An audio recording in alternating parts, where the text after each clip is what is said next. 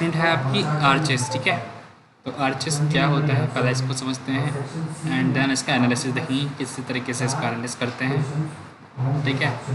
तो आर्चेस क्या होता है, एनीवन, किसी को पता है? आपने कहीं आर्च देखा है अपने आसपास या कहीं भी देखा हो किसी भी स्ट्रक्चर में? पता है किसी को? Yes sir. हाँ, यस सर। कहाँ देख? कलवर्ट सब में होता है सर। कलवर्ट्स में होता है, ब्रिज वगैरह में होता है, राइट। बिल्कुल सही, ठीक है। आर्च आपका ब्रिजेस में यूज़ होता है, एंड इवन आपका जो घर होते हैं, जितने भी आपके नॉर्मल घर है, वहाँ भी आप कई जगह पे आर्च यूज़ करते हो, है ना। जैसे कि अगर हम बात करें जो आपका लिविंग एरिया होता है, राइट, ड्राइंग रूम वगैरह होता है, वहाँ पे जनरली आपका आर्च रहता है ना। या फिर आपका जो किचन्स होते हैं, ओपन किचन होते हैं, वहाँ पे आप आर्च बनाते हो, राइट। तो वो भी आपका आर्च ही है। आर्च जनरली आपका उसकी शेप से उसका नाम पड़ा है ना, जो उसकी कर्व्ड शेप है उससे उसका नाम आर्च पड़ा है। जैसे कि आप देखते हो आर्चर्स होते हैं आपके, है ना, जो धनुष बाण चलाते हैं, उसका शेप भी आपका वैसा ही होता है, इसलिए उसका नाम आर्चर पड़ता है ना, जो धनुष विद्या जानता हो। तो आर्च एक्चुअल में क्या होता है एज अ स्ट्रक्चर, इस बारे में समझते हैं पहले, ठीक है। तो अगर हम एकदम सिंपल टर्म्स में बोले आपका आर्च क्या होता है, तो आर्च कुछ नहीं है, आपका एक बीम जो होती है, इसी बीम को हम अगर आपका कर्व्ड कर दे अपवर्ड्स डायरेक्शन में इस तरीके से, तो ये आपका आर्च बन जाती है, ठीक है। एक बीम को हमने आपका अपवर्ड डायरेक्शन में कर्व कर दिया है, ठीक है। And due to this curvature आपकी इसकी प्रॉपर्टीज़ थोड़ी चेंज हो जाती है कंपेरेटिव टू बीम, है ना। ये किस तरीके से फोर्स को एग्जिस्ट करेगा, अब उसमें चेंजेस आ जाएंगे, राइट। फोर्सेस भी आएंगे, आपके एक्सटर्नल लोड्स आएंगे, जैसे बीम में आते हैं आपके ट्रांसवर्स लोड्स, सेम इसमें आपके फोर्सेस आएंगे। बट अब ये आपका बीम से थोड़ा इफ़ेक्टिवली अपने फोर्स को रजिस्ट कर सकता है। वो क्यों कर सकता है, इसको समझते हैं, ठीक है। अब सबसे पहले थोड़ा डिस्कस करते हैं कि आर्च शेप स्टार्टिंग में आई क्यों, मतलब बनी कैसे होगी, क्या मतलब कंसेप्ट रहा होगा अपनी स्टार्टिंग में, ठीक है। एनालिसिस तो बाद में लोगों ने क्या होगा कि इसमें ऐसा सा होता है, इसमें ये ज़्यादा इफेक्टिव है, ये सब तो बाद में जब आपकी इंजीनियरिंग वगैरह आई होगी तब पता चला होगा लोगों को। बट इट इज़ पॉसिबल कि आपका पहले से ही वर्किंग में हो। देखो, आपको पता है आपकी जो एक प्लेन बीम होती है, हॉरिजॉन्टल बीम होती है, अगर आपका उसमें डिफ्लेक्शन, आपका उसमें लोड आता है तो उसमें कुछ डिफ्लेक्शन आता है, आपका वो डाउनवर्ड साइड में थोड़ा सा डिफ्लेक्ट कर जाती है बीम, राइट, सभी को पता है, थोड़ा डिफ्लेक्ट कर जाती है ना। तो अगर आपकी बीम छोटी होगी, मतलब अगर 3-4 मीटर की है, तो आपका ये डिफ्लेक्शन कम होगा, मतलब इतना नोटिसेबल डिफ्लेक्शन नहीं होगा, जैसे कि आपके घरों में होती है बीम्स, है ना, देखते हो आप 5-6 मीटर की बीम्स होती है ना। तो वहाँ पर आपको उस बीम में डिफ्लेक्शन आता है, बट वो बहुत ही कम होता है, mm में आता है आपका डिफ्लेक्शन ड्यू टू लोड्स, और वो इतना नोटिसेबल नहीं होता है ना। और अगर आपकी बीम और ज़्यादा इसकी लेंथ होगी, जैसे जैसे इसकी लेंथ बढ़ाते रहेंगे आपका, तो वो डिफ्लेक्शन भी आपका धीरे धीरे बढ़ते रहेगा, राइट, मतलब वो नोटिसेबल होने लग जाएगा आपका। तो फिर आपको क्या करना पड़ेगा, आपको ज़्यादा मटेरियल यूज़ करना पड़ेगा ताकि कम डिफ्लेक्शन आए, है ना। उसकी स्ट्रेंथ को इंक्रीज़ करना पड़ेगा, उसमें और मटेरियल आपको लगाना पड़ेगा और रिइंफोर्समेंट डालना पड़ेगा ताकि डिफ्लेक्शन को आप एक लिमिट तक कंट्रोल कर सको, राइट। तो बीम की जब धीरे धीरे लेंथ इंक्रीज़ होती रहती है, उसका स्पैन बढ़ते रहता है, तो उसमें डिफ्लेक्शन भी बढ़ते रहता है। तो दैट इज़ वाई या तो आपको उसका मटेरियल इंक्रीज़ करना पड़ेगा, है ना। अब मटेरियल इंक्रीज़ करोगे आप तो क्या होगा, वो अनइकोनॉमिकल हो जाएगा आपका, उसमें आपको ज़्यादा पैसा लगाना पड़ेगा, राइट। तो आपका जो इंजीनियर्स ने क्या सोचा कि अगर हम बीम को थोड़ा अपवर्ड डायरेक्शन में कर्व कर दें, राइट, है ना। इसने आपको पता है बीम ने आपका नीचे की तरफ झुक जाना है in future due to deflection. तो हमने इसी बीम को थोड़ा सा अपवर्ड डायरेक्शन में अगर आप हम कर्व कर दें, तो आफ्टर डिफ्लेक्शन ये क्या होगी, थोड़ी सी स्ट्रेट हो जाएगी, है ना। ड्यू टू दिस लोड्स आपका जो बेंडिंग आएगी उससे आपकी बीम थोड़ी स्ट्रेट हो जाएगी, पर आपकी नीचे की तरफ नहीं झुकेगी, राइट। तो this may be the reason कि आपका आर्चेस एग्जिस्टिंग हुए, मतलब आपके आपके कंस्ट्रक्शन फील्ड में आए, क्योंकि आपकी बीम आफ्टर डिफ्लेक्शन नीचे की तरफ झुकती है। तो हमने क्या करा, बीम को पहले ही थोड़ा सा आपका ऊपर की तरफ कर्वेचर दे दिया, ताकि इसमें जो डिफ्लेक्शन अगर आए भी तो बीम आपकी स्ट्रेट हो जाए, है ना, नीचे की तरफ ना झुके, राइट। तो ये आपका थॉट हो सकता था उस टाइम पे जिस तरीके से आपका आर्चेस आए। बट आफ्टर दिस कंस्ट्रक्शन आपका बीम को आर्च बनाने के बाद इसकी प्रॉपर्टीज़ में क्या चेंजेस आएगा, मतलब कि किस तरीके से आपका फोर्स रेजिस्ट करेगा, उसमें काफ़ी डिफरेंस आ जाता है आपका। आर्चेस आपकी काफ़ी ज़्यादा इकोनॉमिकल होती है कंपेरेटिव टू बीम, राइट। अगर कोई आपका काफ़ी लंबा स्पैन है, मतलब काफ़ी लॉन्ग स्पैन है, वहाँ पे अगर आप एक बीम देते हो तो उस बीम को आपको डिफ्लेक्शन लिमिट्स भी कंट्रोल करनी पड़ेगी कि काफ़ी कम डिफ्लेक्शन उसमें आए। तो फॉर दैट उसको आपको काफ़ी ज़्यादा मटेरियल यूज़ करना पड़ेगा, राइट। काफ़ी अनइकोनॉमिकल हो जाएगी आपकी वो बीम। और इन दैट केस तब भी आपका मे बी ऐसा हो सकता है कि डिफ्लेक्शन ज़्यादा आए, मे बी आपको बीच में सपोर्ट प्रोवाइड करना पड़े, मतलब पॉसिबल ही ना हो आपका क्या पता इतने लंबे स्पैन के लिए बीम बनाना, राइट। अनइकोनॉमिकल भी होता है। फिर आपका अगर आप उसमें मटेरियल इंक्रीज़ करोगे तो उसका सेल्फ वेट भी तो इंक्रीज़ करते जाएगा, एंड सेल्फ वेट को आप कैसे करोगे, तो इस तरीके से कई बार आपका पॉसिबल ही नहीं होता है बीम को बनाना। अगर पॉसिबल है भी तो काफ़ी अनइकोनॉमिकल होता है, या फिर आपको स्पैन में बीच में कहीं पे सपोर्ट देना ही देना पड़ेगा, है ना। तो आर्चिस आपको यहाँ पे इफेक्टिवली वर्क करता है। आर्चिस में आपका डिफ्लेक्शन बहुत ही कम आता है क्योंकि इसमें आपका बेंडिंग मोमेंट भी बहुत ही कम आता है। आर्चिस आपका जो लोड जनरली बेंडिंग मोमेंट से बहुत ही कम ट्रांसफ़र करता है। ऐसा क्यों होता है, इसके पीछे का मतलब रीज़न समझेंगे, ठीक है। Before going into further analysis, मतलब प्रॉपर कैसे एनालिसिस होता है, क्या क्या इसमें इंटरनल फोर्सेस आती है, हम एक नॉर्मल तरीके से समझते हैं। मतलब जैसे एक आम इंसान है, आप एक आम इंसान हो, अगर आपके पास एक आर्च है तो आपको किस तरीके से लगेगा कि इसमें कैसे कैसे फोर्स डिस्ट्रीब्यूट होगा, उसको समझते हैं, देन आपको समझते हैं, ठीक है। तो मान लो आपका यहाँ पे एक आर्च बनी है, आपकी दिख रही है आपको, इसके ऊपर से आपके कुछ फोर्स आ रहे होंगे, that can be point load और यूडीएल, है ना। अब ये फोर्स आ रहे हैं तो आपको दिख रहा है ये फोर्स आ रहा है, तो आपका ये क्या होगा, आर्च में थोड़ा कंप्रेशन आएगा, आपको लग रहा है इस तरफ से आपको इस तरफ को कंप्रेशन आएगा, एंड यहाँ से इस तरीके का कंप्रेशन आएगा आपको, है ना।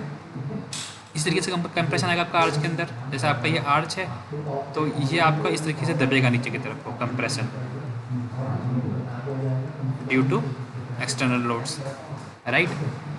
तो इसमें वर्टिकल फोर्सेस आएंगे तो आपका थोड़ा थोड़ा दबेगा, आप अपने शेप को चेंज करने की कोशिश करेगा, सीधा होने की कोशिश करेगा। तो सीधा होने की कोशिश करेगा तो आपका क्या आएगा, इसमें कंप्रेशन आता है आपका आर्च के अंदर, राइट।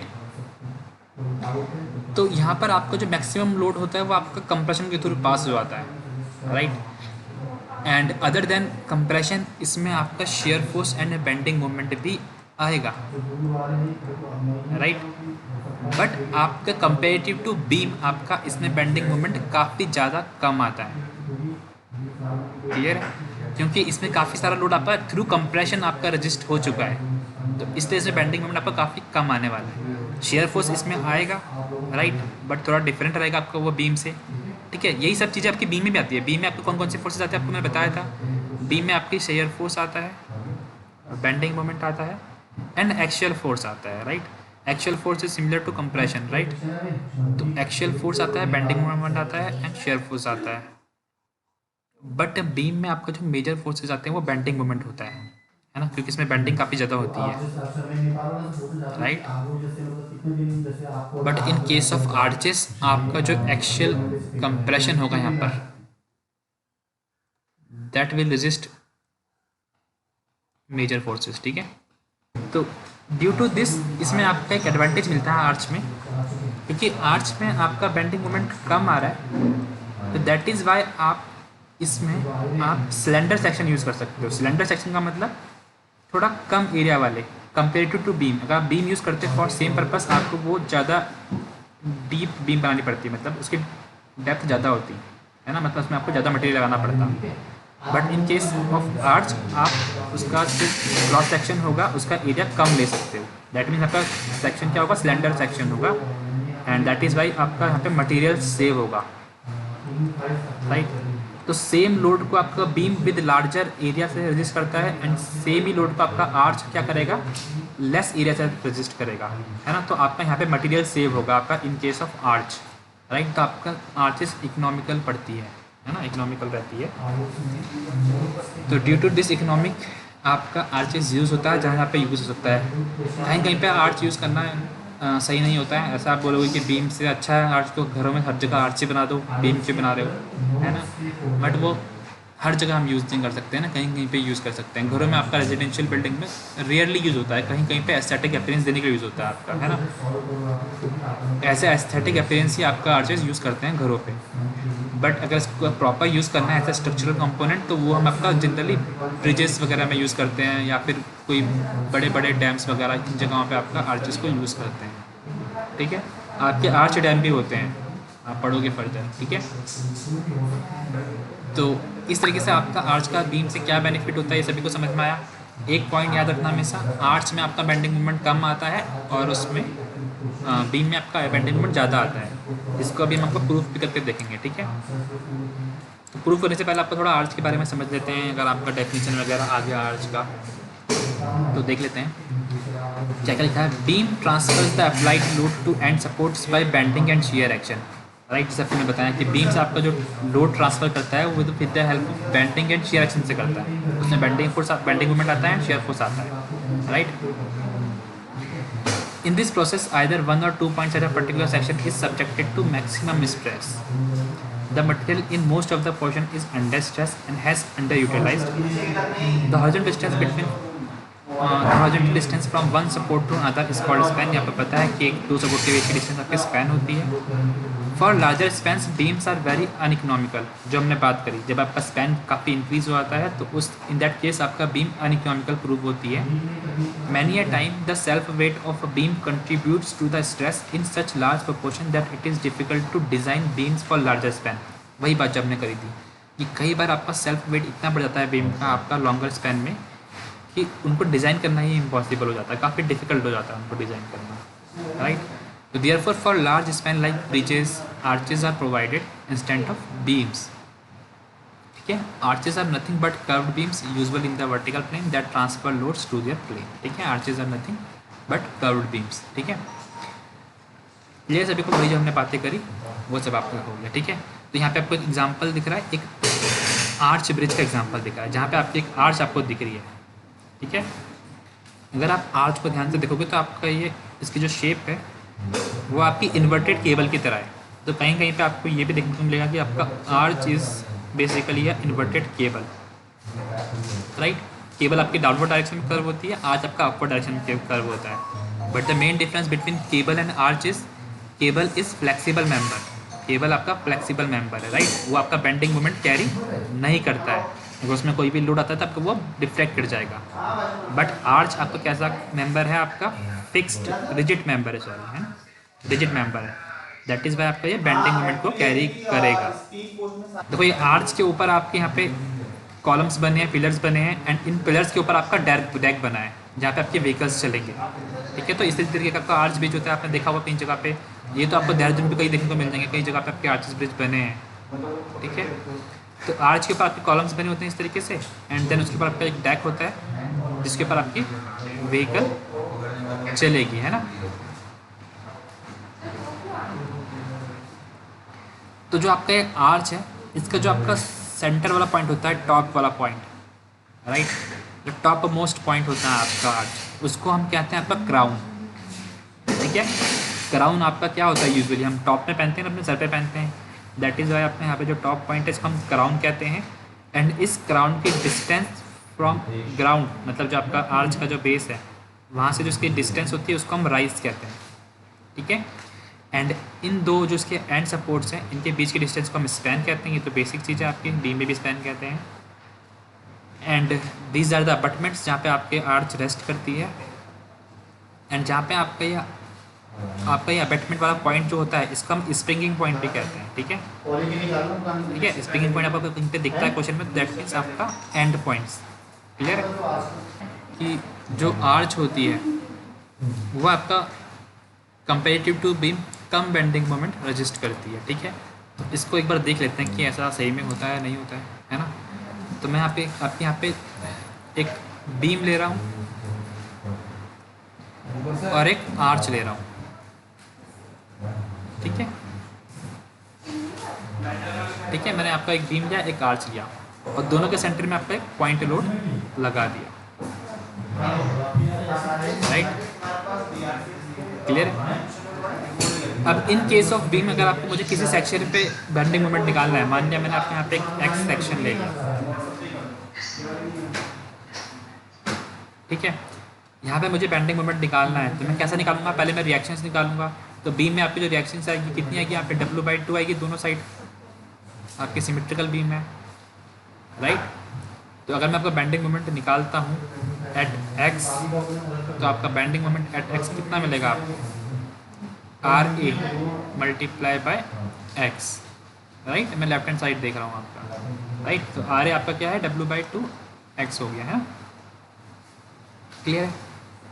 अब इन केस ऑफ आर्च आपका क्या होगा? देखो आर्च में आपके दोनों फोर्सेस दोनों रिएक्शंस आती है सपोर्ट्स में। आपका वर्टिकल रिएक्शन भी आती है एंड हॉरिजॉन्टल रिएक्शन भी आती है, राइट। जस्ट लाइक केबल में आपका दोनों आती थी, सेम आपका यहाँ पे भी दोनों फोर्सेस आती है, दोनों रिएक्शंस डेवलप होती है आपकी सपोर्ट्स में। वर्टिकल रिएक्शन भी एंड हॉरिजॉन्टल रिएक्शन भी आपके दोनों सपोर्ट में डेवलप होती है। तो अगर इन केस ऑफ आर्च अगर मैं आपके यहाँ पे कहीं पे बेंडिंग मोमेंट कैलकुलेट करता हूँ at any distance x, same distance पे एंड सेम लोडिंग आपकी आर्च में लग रही है, तो फॉर दैट केस अगर मैं आपका बेंडिंग मोमेंट की इक्वेशन लिखता हूँ तो this will be bending moment equation is equal to VA that is RA, है ना। मैंने ऊपर RA लिखा है तो RA लिख लेता हूँ, RA multiply by x, right. Then minus आपका हॉरिजॉन्टल फोर्स भी आपका HA मल्टीप्लाई बाय y। अगर मैं मान लेता हूँ कि यहाँ पे डिस्टेंस y है इस पॉइंट पे, ठीक है। ये आपका जो यहाँ पर राइज है ये y है, ठीक है। तो HAY, तो this will be the equation for bending moment in case of arch, ठीक है। तो आप दोनों को कंपेयर कर सकते हो, बीम वाली इक्वेशन को एंड आर्च वाली इक्वेशन को। RAX दोनों में है, right. But in case of arch आपकी एक टर्म है जो आपकी क्या हो रही है? माइनस हो रही है, दैट इज़ HAY, राइट।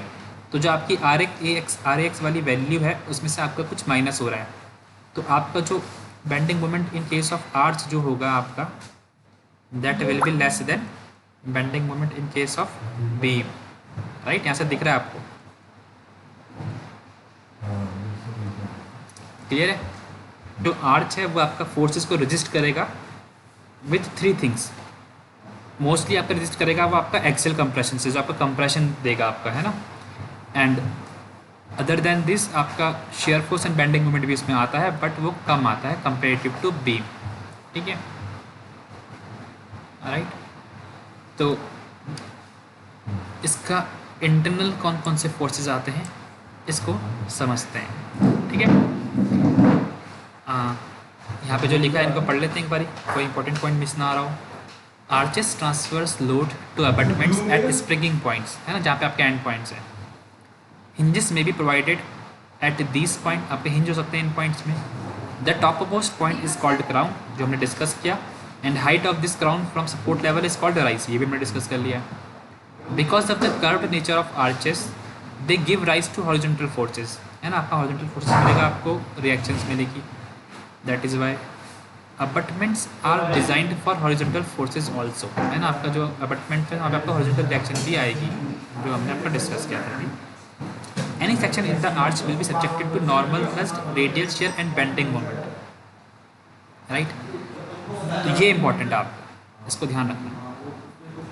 आपका आर्चेस में हर एक सेक्शन में, कोई भी आप सेक्शन यूज़ कर लो, मतलब कोई भी सेक्शन आप कट करते हो, तो हर एक सेक्शन में आपको 3 फोर्सेज मिलेगी, इंटरनल फोर्सेज। कौन कौन सी? Normal thrust, radial shear and bending moment, right. Normal thrust is basically the actual compression जो हम बात कर रहे थे अभी तक, राइट। कंप्रेशन जो आपका फोर्स आ रहा होगा, compressive force, that is normal thrust. Radial share is actually a shear force, ठीक है, a type of shear force, okay. And bending moment, यही तीनों की हमने बात करी थी, तो यही तीनों आपके हर एक सेक्शन में आपको मिलने वाले हैं। However the bending moment is considerably less compare to a beam of the same span, है ना। बेंडिंग मोमेंट आपका आ रहा है बट कम होगा कंपेरेटिव टू बीम, जो हमने बात करी। दस loads get transferred partly bye axial compression and partly bye flexure. तो आपका यहाँ पे भी सेम है, पार्टली आपका कंप्रेशन से ट्रांसफर होगा लोड और पार्टली आपका फ्लेक्चर से होगा, that is bending, okay. In axial compression each and every particle of the cross section of the structure is subjected to stress equally, hence the material is utilized fully. ये जो line है इसको अभी explain करूँगा मैं आपको।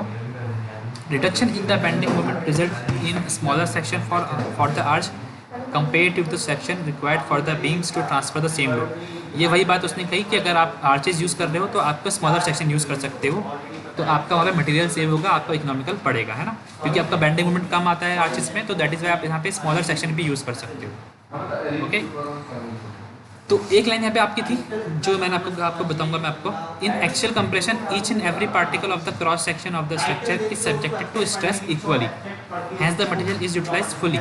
इसका मतलब ये है कि इन केसेस ऑफ बीम आपका बीम का हर एक पॉइंट में इक्वल स्ट्रेस नहीं आता है। आपने bending moment bending stress distribution देखा था, किस तरीके का होता है आपका, इस तरीके का होता है, राइट। तो आपका बीम का हर एक पॉइंट में आपका सेम स्ट्रेस नहीं आ रहा है, कहीं पे ज़्यादा आ रहा है, कहीं पे कम आ रहा है। तो जहाँ पे कम स्ट्रेस आ रहा है आपका, जहाँ पे जिस पॉइंट पे, तो उस पॉइंट का जो मटेरियल है वो आपका प्रॉपरली फुली यूटिलाइज नहीं हो पा रहा है। मतलब उसमें जो उसकी स्ट्रेंथ है फुल, वहाँ उतना लोड उसमें आ ही नहीं रहा है।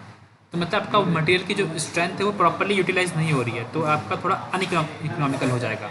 But in case of arches आपका इसमें कंप्रेशन आता है, और ये कंप्रेशन आपका हर एक पॉइंट में इक्वल आता है, राइट। दैट इज़ वाई आपका हर एक पॉइंट आर्च का इक्वली स्ट्रेस्ड होगा।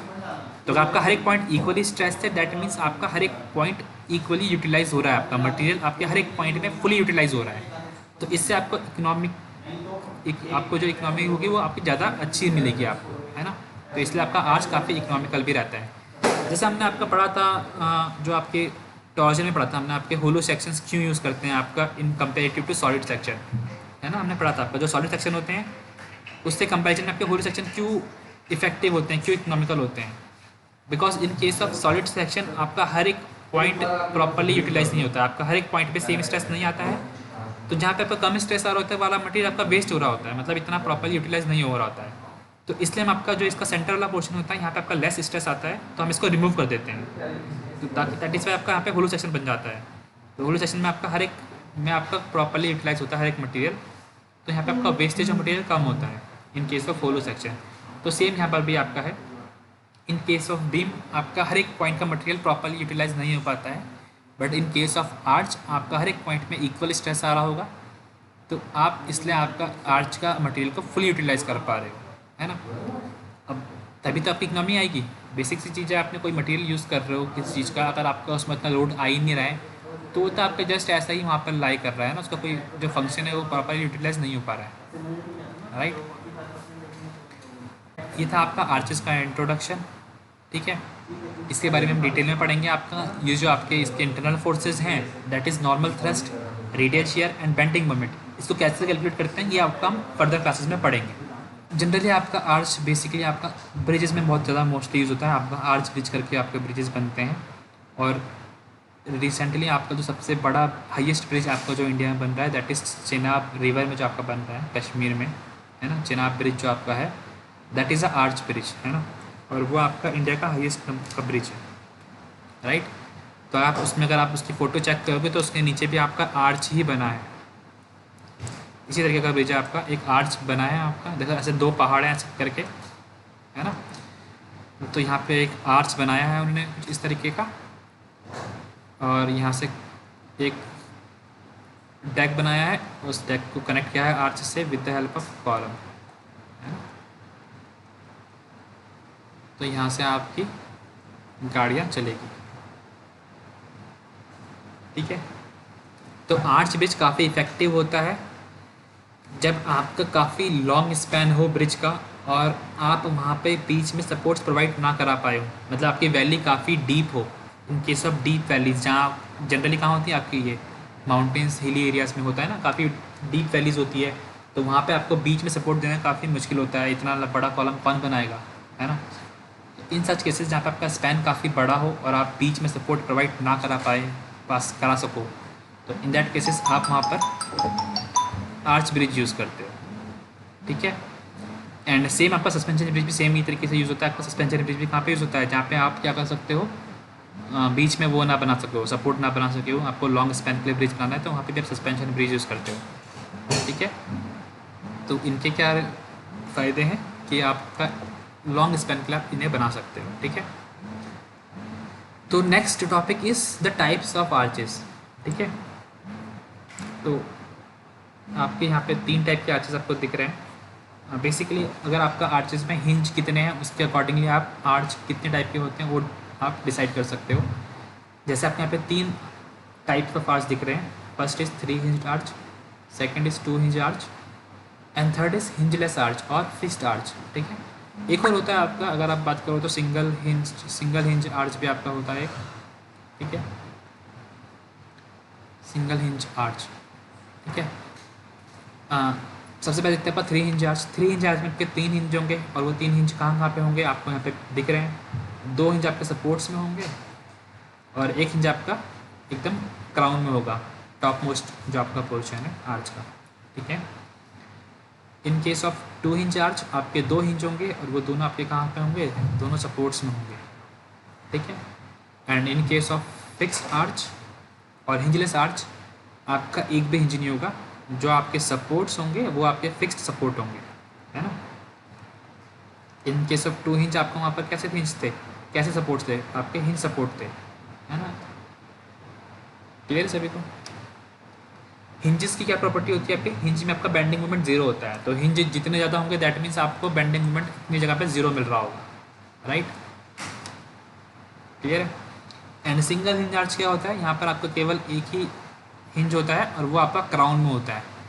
सपोर्ट्स आपके फिक्स रहते हैं एंड आपका क्राउन में एक हिंज होता है, ठीक है। This will be the single hinge arch. तो मेरा एक क्वेश्चन है आपसे, अगर मैं आप लोगों से इसकी डिग्री ऑफ स्टैटिक इंडिटरमिनेसी निकालने के लिए बोलूँ तो आप निकाल सकते हो क्या? डिग्री ऑफ स्टैटिक इंडिटरमिनेसी में निकालना सीखा है आपका, तो इसकी निकाल के बताओ जरा मुझे क्या होगी, ठीक है। इसको ऐसा फ्रेम की तरह आप एनालाइज करना डिग्री ऑफ स्टैटिक इंडिटरमिनेसी। अब बताओ क्या क्या होगी इनकी आपकी। सबसे पहले आप मुझे 3 हिंज आर्च की बताओ कि इसकी ds कितना होगा। सर 0 हो। 0 होगा, किसका 0 होगा? सर 3 हिंज आर्च का। 3 हिंज आर्च का 0 होगा, ठीक है। कैसे हाँ ठीक है। देखो यहाँ पे आप कैसे निकाल सकते हो, एज अ फ्रेम भी निकाल सकते हो, है ना। तो फ्रेम का मैंने आपको बताया था कि आपको कैंटिलीवर्स बनाने होते हैं तो आपको कट मारने होते हैं, ठीक है। तो कट क्या करते हो आप, फ्रेम का कैसे निकालते हो, ds is equal to 3 into number of cuts, है ना। तो इन दिस केस आपको केवल एक ही कट मारना पड़ेगा। आप एक कट मार लो तो आपके 2 कैंटिलीवर्स बन जाएंगे, ठीक है। तो बताओ फिर 3 इंटू 1 इज 3। फिर हम इसमें माइनस करेंगे आपका जो आपके सपोर्ट्स में रिएक्शन कम है फिक्स सपोर्ट होने से। आपका फिक्स सपोर्ट होना चाहिए कैंटिलीवर में, आपको पता है। और यहाँ पे आपका हिंज सपोर्ट है, तो कितनी रिएक्शन कम है आप उसको माइनस कर देते हो यहाँ पर। क्लियर है। तो आपके यहाँ पे कितनी रिएक्शन आएगी, एक यहाँ पे आएगी, एक यहाँ पे आएगी, एक यहाँ पर आएगी, एक यहाँ पर आएगी, ठीक है। मतलब 2 वर्टिकल आएगी, 2 हॉरिजॉन्टल आएगी। तो 4 रिएक्शन आपके एक्सटर्नल सपोर्ट रिएक्शन आपको मिलने वाली है, ठीक है। 3 इंटू 1 एक कट मारा आपने। देन अगर आपके दोनों तरफ 2 हिंज सपोर्ट है तो इनको फिक्स सपोर्ट में कन्वर्ट करने के लिए आपको एक ऐड करना पड़ेगा, है ना। दोनों तरफ एक ऐड करना पड़ेगा। तो इसको हम माइनस करते हैं generally.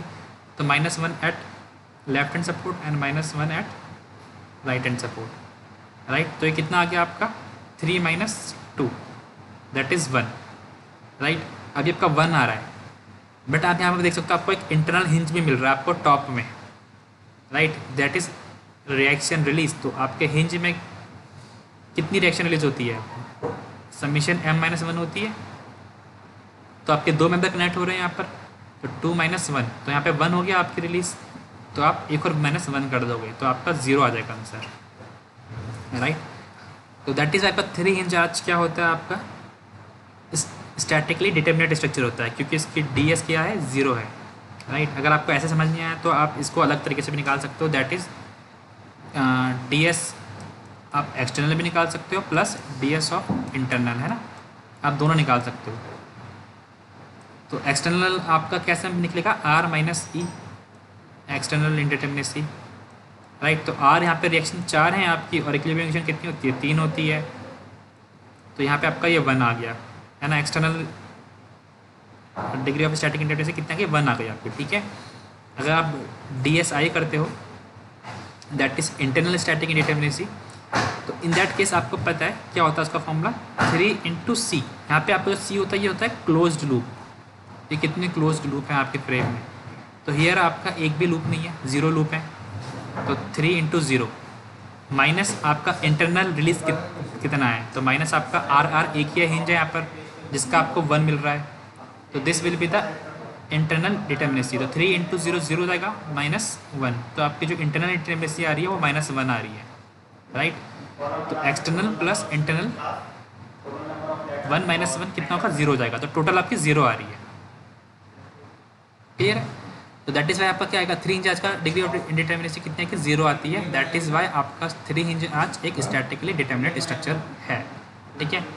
In case of 2 hinge arch आपका इसकी DS मिलेगी आपको 1 मिलेगी, राइट, क्योंकि यहाँ पे आपका बीच में हिंज नहीं है, तो आपको जो ये -1 आ रहा है वो नहीं आएगा, तो आपका DS 1 मिल जाएगा। तो 2 hinge arch is the statically indeterminate structure with the degree of static indeterminacy of 1, ठीक है, 1 डिग्री का आपका इंडिटर्मिनेसी है यहाँ पर। And in case of fixed arch, जो आपका ये फिक्स्ड आर्च है, यहाँ पे आप नॉर्मली निकालो सिंपल सा, DS will be R - E। कितनी रिएक्शंस होगी आपकी सपोर्ट्स में, 3 इस तरफ होगी एंड 3 इस तरफ होगी, राइट, तो 6 रिएक्शंस होगी टोटल। एंड इक्विलिब्रियम इक्वेशन आपकी 3 है, तो 6 - 3 = 3। तो फिक्स्ड आर्च आपका स्टैटिकली इंडिटर्मिनेट स्ट्रक्चर है जहाँ पे आपकी डिग्री कितनी है, 3 है, 3 डिग्री का आपका स्टैटिक इंडिटर्मिनेट स्ट्रक्चर है। क्लियर है? And in case of single hinge arch यहाँ पर आपका 1 - 1 कर दोगे, 3 - 1 कितना हो जाएगा, 2 हो जाएगा, तो ये आपका 2 डिग्री का स्टैटिकली इंडिटर्मिनेट स्ट्रक्चर है। क्लियर है? क्लियर सभी को? तो 3 हिंज आपका 0 होता है इसकी डिटर्मिनेसी, और 2 हिंज की आपकी 1 होती है, सिंगल हिंज की आपकी 2 होती है, एंड फिक्स्ड आर्च की आपकी 3 होती है, ठीक है। तो लाइन मेरी से बढ़ती जा रही है। क्लियर है? और 3 हिंज आर्च जो आपके आर्च हैं इनको हम फर्दर कैटेगराइज भी कर सकते हैं, फर्दर कैटेगराइज कर सकते हैं with the basis of his shape, ठीक है। तो जो आपका आर्च है वो आपका पैराबोलिक भी हो सकता है उसका शेप, एंड इसका शेप आपका सर्कुलर भी हो सकता है, ठीक है, मतलब पैराबोलिक टाइप का भी हो सकता है उसका कर्वेचर, एंड आपका सर्कुलर भी हो सकता है उसका कर्वेचर, राइट। तो सारे आर्च आपके दोनों तरफ के हो सकते हैं, जैसे 3 हिंज आर्च आपका जो है, 3 हिंज पैराबोलिक आर्च भी हो सकता है और 3 हिंज सर्कुलर आर्च भी हो सकता है। सेम आपका 2 हिंज पैराबोलिक आर्च भी हो सकता है एंड 2 हिंज सर्कुलर आर्च भी हो सकता है, ठीक है। तो जो हमने अभी 3-4 पढ़े ऊपर, उनके 2 टाइप हो सकते हैं, पैराबोलिक एंड सर्कुलर। तो हम आपका 3 हिंज के दोनों ही टाइप पढ़ने वाले हैं। 3 हिंज पैराबोलिक आर्च भी पढ़ेंगे, ये भी आपका सिलेबस में है, एंड 3 हिंज सर्कुलर आर्च भी पढ़ेंगे, ये भी आपका सिलेबस में है, दोनों से ही क्वेश्चन आपके आ सकते हैं, ठीक है।